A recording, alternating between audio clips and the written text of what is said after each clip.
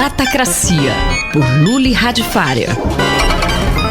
Você é sempre bem-vindo ao nosso Datacracia, e o tema de hoje, um tema bastante atual, já que com essa questão aí do coronavírus, é importante saber não só o momento de pessoal falando de lavar as mãos e esse cuidado todo. Aqui especificamente, como falamos em tecnologia, vamos falar sobre desinfecção de celular, não é isso, Luli? Pois é, uma coisa que me deixa absolutamente chocado é pensar que o indivíduo está tão preocupado em lavar a mão um monte de vezes, em usar álcool gel de todas as formas, e aí ele vai dormir com o equivalente, sei lá, a um chinelo sujo na cama dele. Porque o celular, apesar de ser de vidro e de metal, ele normalmente tem uma película que já está lá há um tempo, e ele tem uma capinha de borracha ou plástico que está acumulando poeira o tempo todo. Além disso, o sujeito fala nele, ou seja, ele de certa forma cospe um pouco no telefone, guarda o telefone no bolso que mantém aquilo quente, o que é ótimo para cultivar qualquer bactéria, ou guarda na bolsa, que ninguém lava a bolsa, então também é um lugar extremamente empoeirado.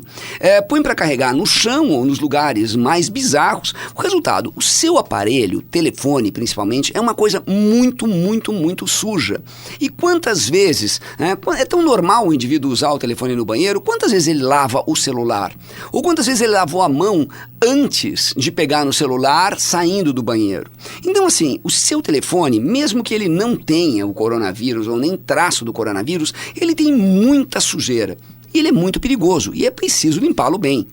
Então vamos, como funciona essa limpeza? É álcool gel, é um pano úmido?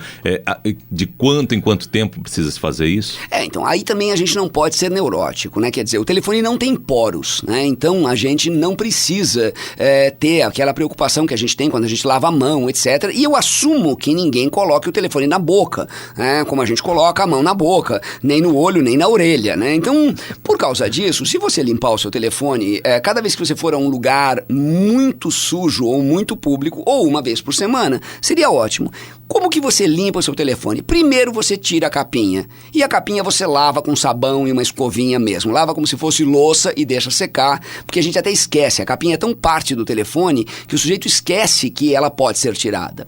O telefone, a parte de trás, a parte de metal, você pode limpar com um pano com álcool, não tem nenhum problema. E é bom, porque é a parte que ficou em contato com a capinha. Então é normalmente a parte em que qualquer coisa que esteve ali pode crescer, pode progredir.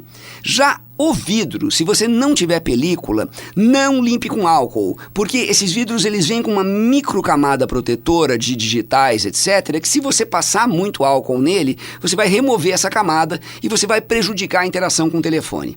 Para isso, você pode limpar com um paninho, aqueles lencinhos de fralda de bebê, um papel toalha com água e sabão. Assim, claro, você não vai encharcar o telefone. Tem telefones que são à prova d'água, mas mesmo assim, né, toma cuidado com água na entrada de força ou na entrada do fone de ouvido e tal, para não entrar água dentro do telefone. Mas um pano úmido. E para secar, a melhor coisa é aquele paninho que limpa óculos, né? Aquele paninho que hoje em dia é tão popular por aí. Se você fizer isso uma vez por semana, você vai ter uma máquina limpa, uma máquina que você vai poder levar para a cama com menos, com menos nojo, né? E normalmente quando a gente coloca o celular, por exemplo, o meu agora está em cima da mesa. Se essa mesa estiver suja ou colocar virado na parte que normalmente eu falo, isso também é um cuidado que eu deveria ter. Sim, mas não adianta, né? Porque a gente mexe no celular tantas vezes e de tantas formas que sempre vai ter uma vez. É mais ou menos como você dizer, olha, eu não escovo os dentes porque eu tenho uma dieta muito natural, à prova de açúcar. Não adianta, sabe? Quer dizer, é mais fácil você não ter que se preocupar tanto assim com o telefone e limpá-lo uma vez por semana. Coloca um alerta no seu calendário para limpar, sabe? E isso vai deixar a sua consciência mais limpa. Mesmo que, no fundo, isso não te cause grandes problemas, ele não está trazendo sujeira para dentro de casa. Inclusive, não existe ainda, Lori, um aplicativo de detecção de quantidade de micro-organismos, por exemplo, no seu celular? Não existe, mas existem umas coisas muito loucas, assim, você tem que tomar cuidado, porque nesses sites de venda chinesa existem uns negócios de câmera ultravioleta para matar bactérias de celular. É o jeito mais fácil de você jogar fora R$150, porque aquilo ali é uma luz azul. Eu sou o Mário Santi e conversei com o professor da ECA, Luli Radifária. Datacracia, por Luli Radifária. Bibliomania, por Marisa Midori. Bom dia, professora Marisa Midori. Hoje estamos aqui dando continuidade aos tipógrafos editores, né? Qual que é a próxima figura? Bom dia, Cláudia. Bom dia, ouvintes da Rádio USP. Isso mesmo. Dando continuidade ao nosso plano, não é, de explorar nesse mês de março os tipógrafos editores que marcaram a história, digamos, universal do livro, hoje nós faremos um retorno, talvez, aos primórdios da tipografia e vamos lembrar o nome de Christophe Plantin. O Christophe Plantin, ele comemoraria hoje 500 anos. Hoje não, né? Nesse ano.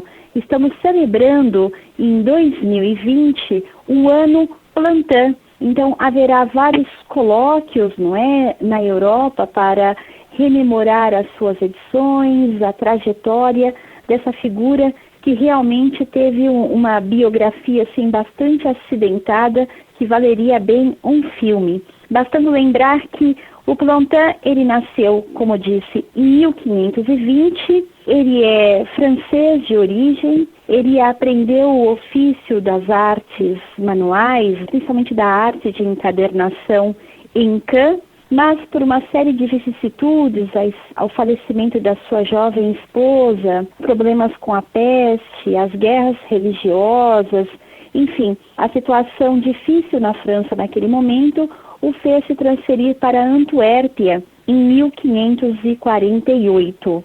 Lá na Antuérpia, ele está novamente casado e ele se dedica tanto à arte de encadernação quanto a uma arte muito fina de trabalhar com a decoração de porta-joias. Ele se torna um homem célebre nesse ofício, mas novamente o azar sopra em sua vida, não é? E ele sofre um acidente muito grave, na verdade ele é assaltado, machuca as mãos e cessa esse ofício que exigia muita habilidade.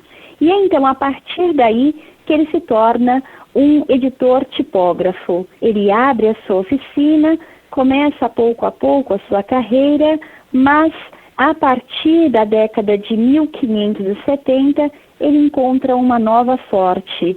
Ele se torna o impressor do Felipe II, que era o rei catolicíssimo do Império Espanhol, e ele se envolve em vários projetos editoriais. Eu diria que o mais importante, o mais espetacular projeto desenvolvido pelo Plantin foi justamente a chamada Bíblia Poliglota, uma Bíblia em 6 volumes, publicada ao mesmo tempo em hebraico, caldeu, grego e latino. Essa Bíblia foi impressa entre os anos de 1568 e 1573.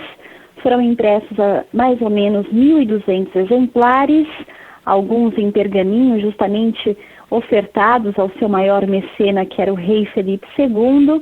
Professora, e o que há de livros sobre Plantin no Brasil? Bom, como eu sempre digo, não é, as traduções sobre esses temas europeus ou temas ocidentais, ou mesmo sobre livros orientais, elas são ainda muito escassas no Brasil, não é, o que é uma pena, porque é um tema que realmente tem despertado o interesse de muitos leitores.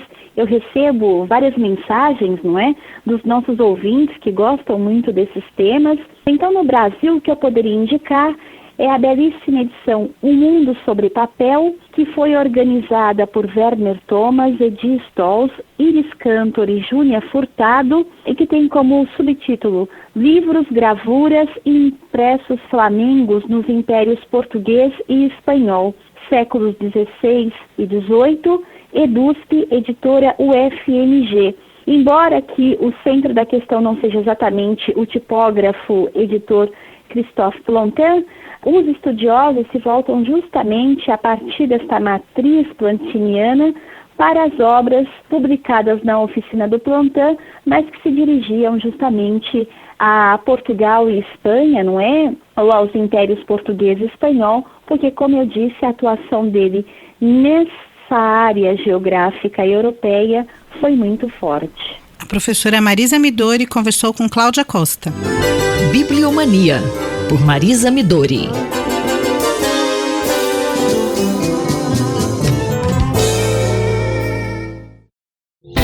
Ciência e Esporte, por Paulo Santiago. Professor, vivemos situação emergencial com a recomendação das autoridades para ficar em casa e evitar aglomerações de pessoas. O que vale para todos, mesmo não fazendo parte do grupo de risco para o coronavírus, por questão de responsabilidade individual e senso de solidariedade. É válido dizer que podemos viver realidade parecida com a dos cyberatletas, os praticantes de e-sports? E o que a ciência diz sobre esses atletas e sua saúde? Olá, ouvintes da Rádio USP. Nesta semana vou falar sobre um artigo científico. Eu acho muito importante deixar claro que todas as colunas, em sua maioria, a gente tenta abordar sobre um artigo científico e trazer uma relação com os dias atuais ou com situações do cotidiano e da sociedade. Então é muito importante que as pessoas escutem a coluna como um todo e leiam também, se possível, o artigo científico que tem na coluna. Então, para falar desse assunto, né, que está bem à tona e bem delicado, sobre todas as formas de afastamento, de reclusão, evitar locais aglomerados, eu peguei um artigo nessa semana. Ele foi publicado no ano de 2019, no mês de janeiro, na BMJ Open Sports and Exercise Medicine. E esse trabalho fala como que é o gerenciamento da saúde do atleta do e-sport, que é um modelo integrado para gerenciamento da saúde. O e-sport são os tipos de modalidades esportivas que são praticadas com jogos eletrônicos, principalmente do tipo os videogames, né, os conhecidos videogames.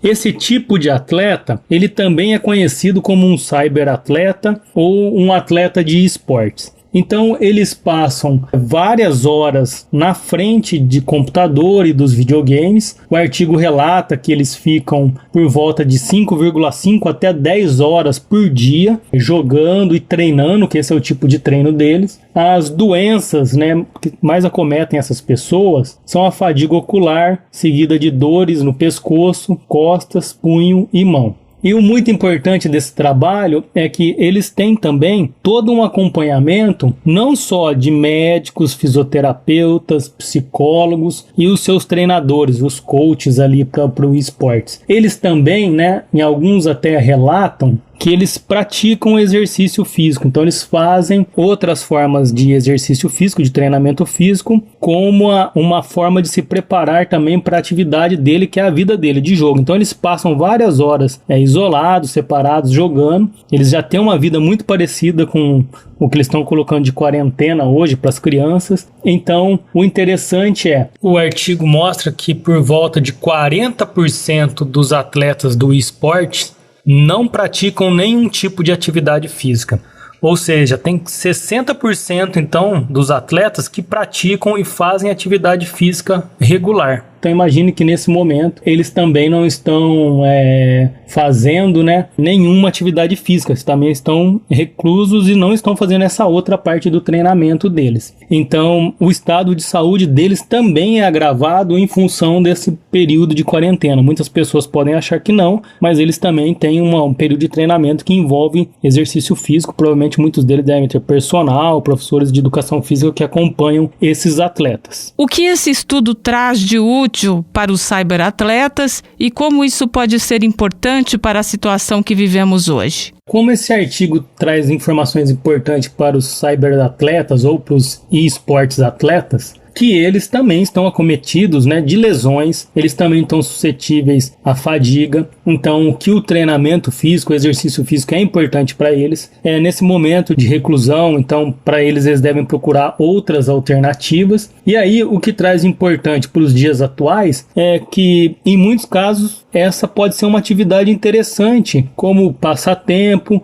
como forma de distração para as crianças, os adolescentes que estão em casa, evitando os locais aglomerados e tomando todas as providências cabíveis e as recomendações dos órgãos competentes de saúde. Então, praticar o esporte pode ser uma alternativa, né, que você está em casa, é uma forma virtual, e até mesmo eu já tenho uma previsão aí que academias, profissionais relacionados à área de saúde e do exercício físico, possivelmente comecem a implementar métodos de treinamento virtual, como gravar aula, acompanhar a pessoa de forma online, dar instruções, indicar, não que isso seja o ideal, mas em períodos como esse, toda forma de, né, se manter aí ativo e de continuar tendo o convívio social, mesmo que virtual, é importante. Mas sempre lembrando que é também extremamente necessário seguir as recomendações dos órgãos competentes de saúde. Então, obrigado e até a próxima coluna. Nós ouvimos o professor Paulo Roberto Santiago, da Escola de Educação Física e Esportes da USP de Ribeirão Preto.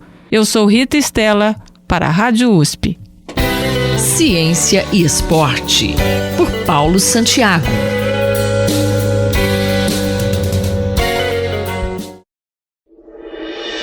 Conflito e Diálogo, por Marília Fiorilo. Professora Marília Fiorilo conosco. A professora comenta hoje os efeitos colaterais da pandemia do coronavírus, como os transtornos de ansiedade.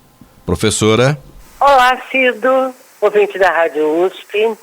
Há exatamente uma semana, na última coluna que gravamos, a gente comentava a falência do Estado mínimo e das políticas de austeridade diante da emergência que é a pandemia do coronavírus. As nossas previsões aconteceram com uma velocidade máxima, com que rapidez? Nos Estados Unidos, no Canadá, nos países da União Europeia, se multiplicaram medidas de estímulo à economia, de auxílio a empresas e áreas que foram severamente afetadas, e mesmo de ajuda aos trabalhadores afastados ou prejudicados pela crise e até mesmo desempregados. É extraordinária a velocidade com que o vírus se propagou. Na quarta-feira, batendo recorde de 200 mil pessoas infectadas. E, do nosso ponto de vista, é muito bem-vinda a intervenção do Estado. Parece que, finalmente, os ultraliberais perceberam que a economia se compõe também de pessoas que precisam comer, morar, até eventualmente ter água potável. Bem, a melhor recomendação até agora, além das medidas de higiene, ainda é a do isolamento social ou quarentena. E isso para todo mundo, não só para os de mais de 60. Inclusive porque daqui a pouco não haverá mais kits de testes suficientes e o grande perigo é o colapso dos sistemas nacionais de saúde. Isolar-se é se proteger e proteger os outros. Esse comportamento, porém, pode criar um novo mal-estar, segundo a Organização Mundial de Saúde. Essa nova patologia é o aumento exponencial de casos de ansiedade e transtornos obsessivos. Nessa crise que exige que mudemos o comportamento, na qual o ideal é ficar confinado, a Organização Mundial de Saúde dá algumas dicas para evitar os surtos de pânico e ansiedade, que estão sendo desencadeados pela sensação, que é muito real, de incerteza e perda de controle. Primeira dica: cuidado com o que você lê ou vê. Informar-se muito e muito, sempre, mas só através de fontes que tenham credibilidade, como a própria Organização Mundial de Saúde. Segunda, determinar um período X para checar as notícias. Quer dizer, ficar grudado no noticiário, alimentando-se de notícias alarmantes e repetitivas, não informa mais. e pode criar pânico. Terceira dica: manter-se afastado o máximo possível de redes sociais que inflamam o sensacionalismo, como Facebook e Twitter. E desligar grupos de WhatsApp que se nutrem do alarmismo. E quarta e última: isolamento não significa obrigatoriamente solidão. Tem muito solitário, como diz o velho adágio, em meio às multidões. É essencial que se mantenha contato via telefone ou outros meios virtuais com os amigos. Na hora de assistir filmes, comédias vêm a calhar. E é também bom colocar a leitura em dia. Ler romances, poesia, biografias, ficção em geral, significa entrar na vida e no mundo de personagens, épocas e países distantes o suficiente para que a gente não se sinta claustrofóbico no universo da nossa casa ou do nosso quarto. Finalmente, dividir o seu tempo entre a rotina diária e inventar sempre, todo dia, uma atividade diferente para afastar o tédio.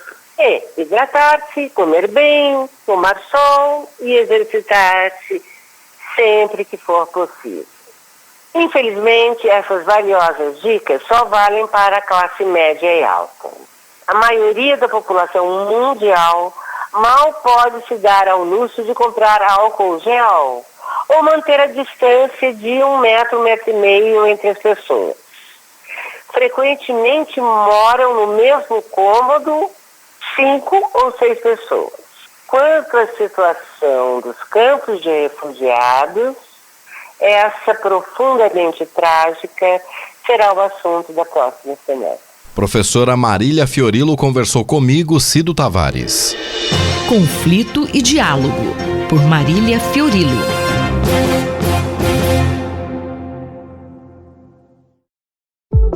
Educação e Direitos, com a professora Eunice Prudente. Professora Eunice, qual o tema da coluna hoje? O tema da coluna hoje, prezados, é a nossa saúde diante de uma pandemia tão grave, Covid-19, é uma preocupação de todos nesse momento, em uma comunicação como esta, em que o direito é para todos os cidadãos, e assim deve ser entendido, nós temos o direito à informação. Saúde no Brasil é serviço público por excelência. É assim que ele está pensado e instituído na Constituição Federal. A iniciativa privada, serviços de saúde privados e que temos muito bons, são autorizados pelo Ministério da Saúde. Agora temos também a Anvisa, que é uma agência que concentra a regulamentação e a fiscalização, as ações preventivas e assistenciais de saúde. Os estados têm secretarias de saúde, todos devem atuar coordenados, mas inclusive com essa iniciativa privada, serviços públicos de saúde privatizados são de relevância pública, como todas as ações do SUS, e são regulamentados, fiscalizados e controlados na sua execução pelo Serviço Único de Saúde, pelo SUS. Os artigos 196, 197, 198 da Constituição vão nesse sentido de uma maneira muito clara. E sentimos falta desse diálogo de ações conjuntas constante entre a iniciativa privada e os serviços públicos de saúde. A nossa cultura popular diz que há males que vêm para bem. Não vem para bem, o Covid-19 não vem para bem, mas estamos assistindo ações governamentais baseadas na ciência, um conhecimento. Isso é muito importante para toda a sociedade, mas, sobretudo, a atuação conjunta em torno de um serviço público de saúde entre o Estado e todas as suas instituições de saúde e as instituições privadas de saúde. Professora, o que deveria ter sido feito para que não enfrentássemos essa situação na saúde neste momento, na forma como ela vem sendo feita? Ainda percebemos entre nossos irmãos brasileiros certas desconfianças com as informações que advêm dos órgãos de saúde. É uma pena, foi falta de investimento na educação. Se todos os brasileiros tivessem passado pelos serviços aí de educação, mostrando a relevância desta organização, Estado, que envolve todos, o titular do poder público é o povo, é o conjunto dos cidadãos, assim ele deve ser orientado, e serviços de saúde que nem sequer são doenças, como o caso da gestação, do atendimento das grávidas, há muito. Todas as instituições privadas de saúde deveriam atender às grávidas, independentemente da sua condição financeira, de poder pagar ou não, pela relevância, né, da gestação para a vida e para a convivência. Também, nesse sentido, o atendimento das crianças e de adolescentes deveria ser aberto a todas as instituições de saúde públicas e privadas. Não deixar o diálogo para o momento da crise com todos muito emocionados, naturalmente emocionados. Eu, Simone Lemos, ouvi a professora Eunice Prudente. Educação e Direitos, com a professora Eunice Prudente.